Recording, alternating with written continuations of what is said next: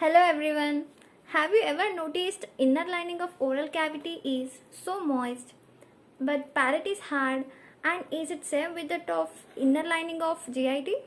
Yes, I am talking about oral mucosa. Today we're gonna discuss about oral mucosa, its structure and functions. So let's get started. Oral mucosa is the moist lining of oral cavity.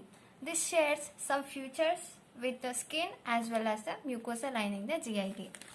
Coming to functions of oral mucosa, it has major 5 important functions. Those are: first one, protection. Oral mucosa protects the underlying structures against mechanical trauma that may result from the heavy masticatory stress or from hard food. Second, in defense. Mucosa act as protective barrier against microorganisms and various bacterial products. Furthermore, oral mucosa contributes to defense function due to the presence of Langerhans cells and the lymphocytes, which are part of defense system of the body. These cells identify any foreign material entering into the mucosa and present to the immune system and ensure the removal of the microorganisms. The next is in sensory action.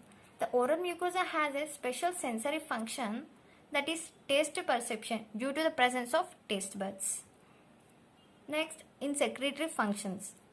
The presence of minor salivary glands within the mucosa aids in the secretory function. And the next, thermal regulation.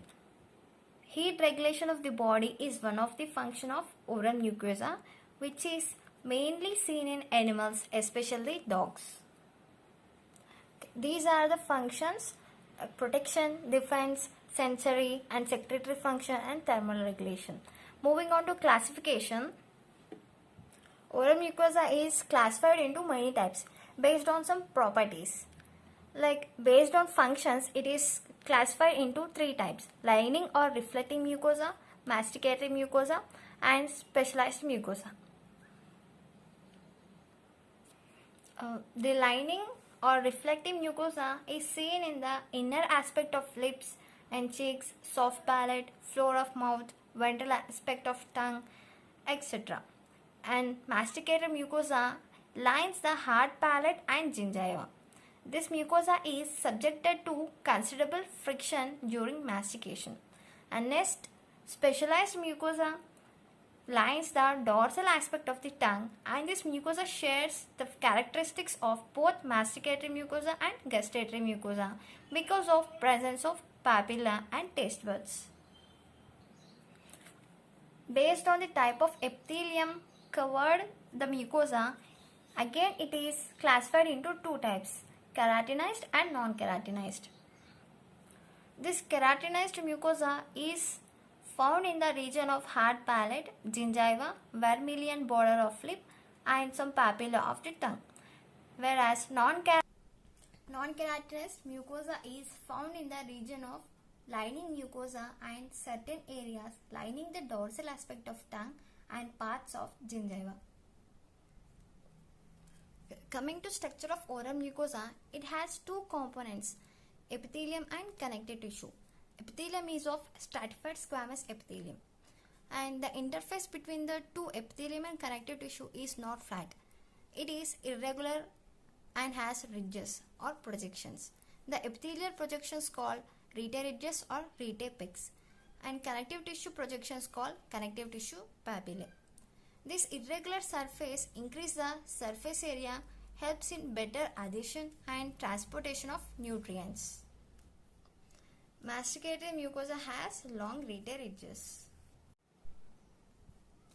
This is the oral epithelium, and the oral epithelial part which is extended into the connective tissue is called rete ridges, and below the epithelium this part is the connective tissue is also called lamina propria. The connective tissue which extended into the epithelium, this is called connective tissue papillae. Connective tissue, the lamina propria is divided into papillary portion and the reticular portion. The papillary portion here, it contains mainly loose connective tissue and nerves some of the nerve endings are enter into the epithelium and they receive the sensations. In reticular portion, connective tissue is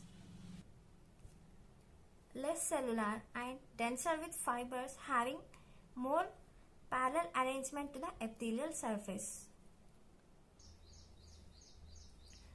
Next, the submucosa, deeper connective tissue seen beneath the mucosa. The submucosa comprises of loose connective tissue and texture and density of this determines the stretchability of the mucosa.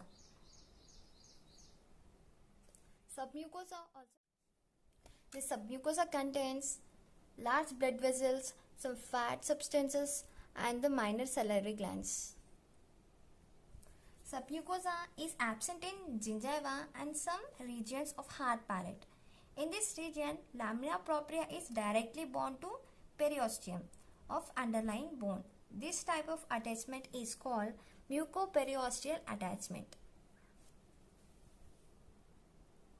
This makes mucosa tough, immovable and tightly bound to the bone. This is about the connective tissue, and coming to epithelial structure, they are stratified squamous epithelium and they are tightly arranged to form layers. The stem population in the basal cells compartment of the epithelium undergo mitotic division, giving rise to two daughter cells. One of the daughter cells remain in the progenitor compartment while the other enters into the maturing compartment. The cells entering into the maturing compartment undergo differentiation, and the cells in the progenitor compartment undergo mitotic division to maintain their structural integrity. Okay. So let's see the histological structure of oral epithelium. It is keratinized and non-keratinized. First, let us see keratinized epithelium. It is 4 layers: stratum basale, stratum spinosum, stratum granulosum and stratum corneum. Okay. The first layer, stratum basale, it has single cuboidal layer and they undergo mitosis. So the name stratum germinatum is also called as stratum germinativum and stratum basale. The cells contain central nucleus with basophilic cytoplasm, and it contains cell organelles like rough endoplasmic reticulum, mitochondria, Golgi apparatus and etc. These cells contain in this layer less tonofilaments, which are to attachment. These are used for attachment, and desmosomes and hemidesmosomes. The layers in this layer, the cells are attached to each other by desmosomes and to basement membrane by hemidesmosomes. This basal layer has 2 types of population cells. The first type, when the cell undergo mitosis, it gives daughter cells. One type of cells enter into differentiation, that is maturating phase, and the other type of cells go to progenitor compartment. That means it gives mitotic division continuously. These are the 2 types of the basal here. Next, the stratum spinosum. Stratum spinosum or prickle layer. It is found above the basal layer. It is several rows of polyhedral cells and it has spiny appearance. The size is increased and become flattened when it goes above. The decrease in basophilia is observed in their cytoplasm, and woodland bodies are seen which are ovoid in shape in the stratum spinosum. The third layer, stratum granulosum. These are few layers of flattened cells. Their cytoplasm is basophilic and contains some granules, basophilic granules called keratohyalin granules. So the name stratum granulosum. It has flat nucleus and has increased size. The cell is increased and flattened. The cell organelles are less protein synthesis. because the cell organelles become less and the tonofilaments are increased in this layer. Woollen body is also present in this layer. The fourth superficial layer is the stratum corneum. The cells become more flatter in this layer and the nucleus degenerates. The cell organelles also lost in this layer. This is about the keratinized epithelium histologically. And